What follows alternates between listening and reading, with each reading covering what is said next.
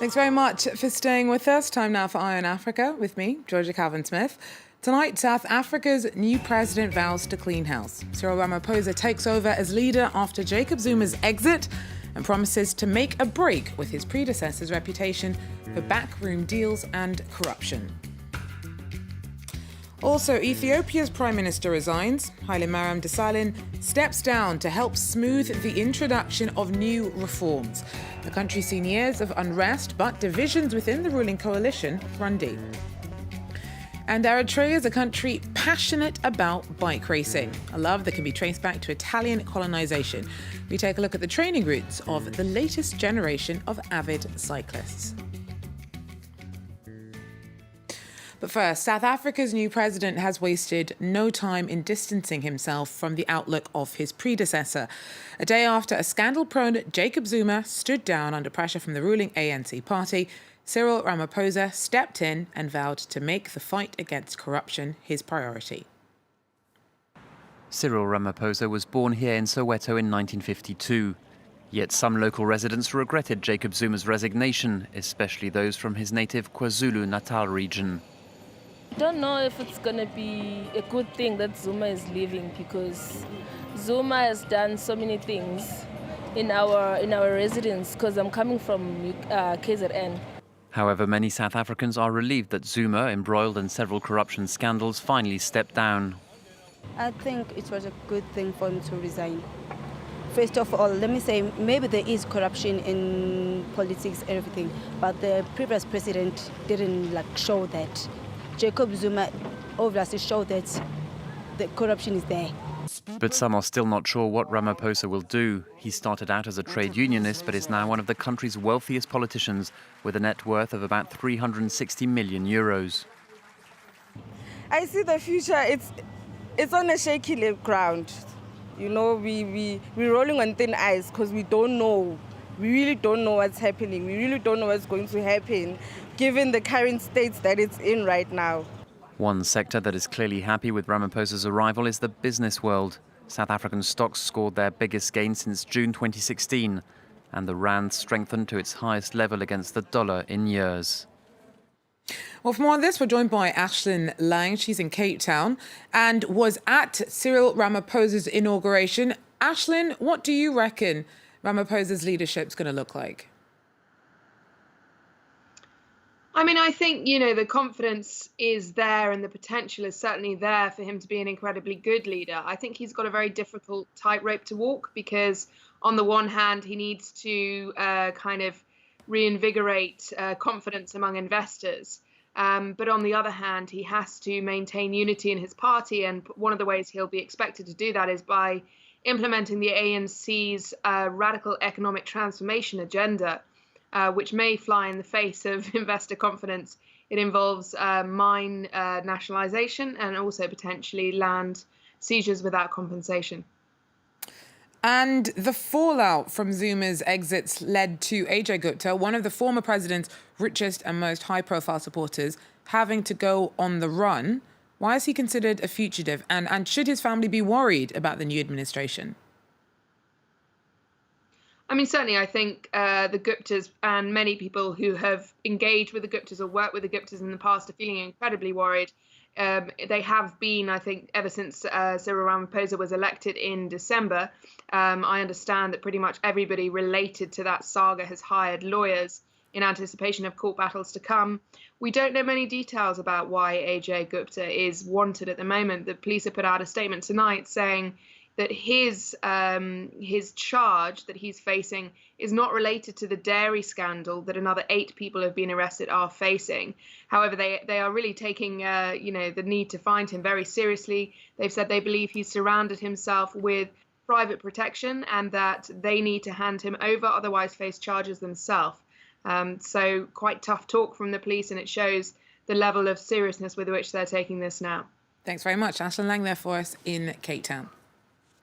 Well, Ethiopia's Prime Minister quit on Thursday. Hailemariam Desalegn said that he was stepping down to help smooth reforms. More than 6,000 political prisoners have been freed this year in a bid to calm years of sometimes violent unrest amongst ethnic Oromo and Amharic ethnic groups who say that they're sidelined in government. It's not clear who will replace Desalegn. His exit underscores divisions in the ruling coalition over how fast to pursue political change. Tom Gardner tells us more. I think it's perhaps less of a surprise than it first appears. Hailemariam wanted to resign. He tried to resign a few times. He was powerless. He was weak. He lacked a popular support base.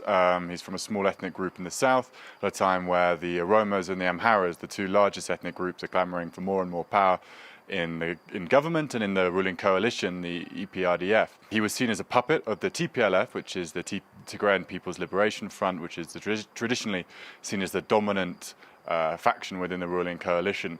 So he was basically, he lacked independence, and I think he thought enough was enough. This now leaves the door open for a bitter succession battle within the EPRDF. The Oromos certainly think it's their turn to take the helm of the coalition. But it's unclear whether other members of the EPRDF, other groups within the EPRDF and within the country will be happy with that. The TPLF has dominated for a long time and may wish to cling to power for longer. So it will be a bitter succession struggle. The party congress is scheduled to take place this year. It's been delayed already. They need to find a successor by then, certainly in time for the 2020 elections. But it's going to be very tough. This year will be a make or break year for the EPRDF, and it's not clear that whoever succeeds Hailemariam will be able to bridge the demands of the protesters, which are largely still unmet for political democracy, with the demands of the ruling coalition, which are predominantly for stability and unity. Tom Gardner there for us in Addis.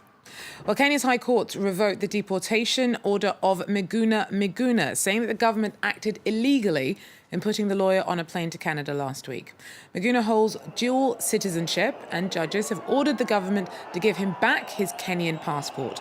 He was expelled after being charged with treason for attending the symbolic swearing-in of opposition leader Raila Odinga as the so-called People's President. Uganda started an investigation into allegations of fraud and extortion of funds meant for refugees. The probe includes government officials accused of inflating numbers in order to skim cash from donors. Cornelia Harrington reports from Kampala. Uganda's reputation as one of the most welcoming countries in the world for refugees is at risk since these very serious allegations have come to light. The UN has called for an investigation into corruption, fraud and people trafficking. The Ugandan authorities are accused of deliberately inflating refugee numbers and misusing the funds meant for refugees, along with some other very serious allegations of corruption. Today, Uganda's refugee minister said an investigation is underway and that Uganda would continue to work with its international partners despite the scandal, which has caused some international donors to question their aid commitments here. We don't condone it, and the United Nations, the international community understand that, they know it. They've already given us assurance. That we shall continue to work together. To me, that doesn't worry me much. What worries me now is how can I weed out all the wrongdoers from the system? 4 Ugandan officials have so far been suspended, but there are certainly more to come as investigations reveal the depth of the scandal and how high it may go within the Ugandan government. Official numbers of refugees here are about 1.4 million, with around 1 million of those coming from the war in neighbouring South Sudan. Now, the Ugandan government says it started a recount of refugees here, and it's only when those numbers are revealed that we'll know just how far this actually goes. Cornelia Harrington there for us in Kampala. To Eritrea now, and it is a nation of cycling fans. Some of its top athletes in the sport have done well in high-profile European races like the Tour de France after honing their bodies and minds by training in the thin air and on the steep mountains around the capital, Asmara. Aidan O'Donnell reports. Sunday in Asmara, the capital of Eritrea, is a day for bicycles, for racing them. Roads are cleared and people gather early. Asmara is the heart of Eritrean cycling, a city at altitude surrounded by steep mountains. Its roads produce the riders who in recent years have made more than a dozen appearances on the Tours of France, Italy and Spain. Cycling was brought to Eritrea by the Italians. They ran the country for a time and in the capital built cinemas, hotels, an opera house and a cathedral. but their real legacy is one of sport. They brought bikes and they held the first cycling races. After the Italians left and before independence, Eritrea's cyclists began to race internationally. One of them is Yamani Nagasi, who went in the 1964 and 1968 Olympics. Cycling has always been popular here in Eritrea. It's not new, but compared to before, now it's really taken off. People have noticed the results from Europe or around Africa, and now everyone goes to see the races. But professional Eritrean riders don't just inspire the fans, they also encourage the next crop of elite cyclists when they come home to race and train. They come back after the race there, they told you a lot of things, and then you really believe, because those guys are like our friends. We train together, we was together here in racing together, so you can really believe. Eritrea's government puts money into cycling, happy for a change from the criticism of its record on human rights, the economy and indefinite military service. Foreigners travel in and out of the country without much difficulty for sport, and Eritrean cycling fans believe success abroad can only increase.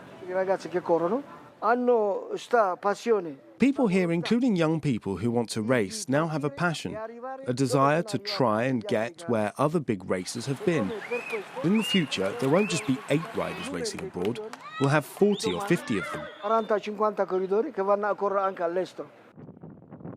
The mountainous roads down to the Red Sea have given Eritrea world-class cyclists. Through its history and its geography, the country has woven the bicycle into daily life and has turned cycling into a national sport.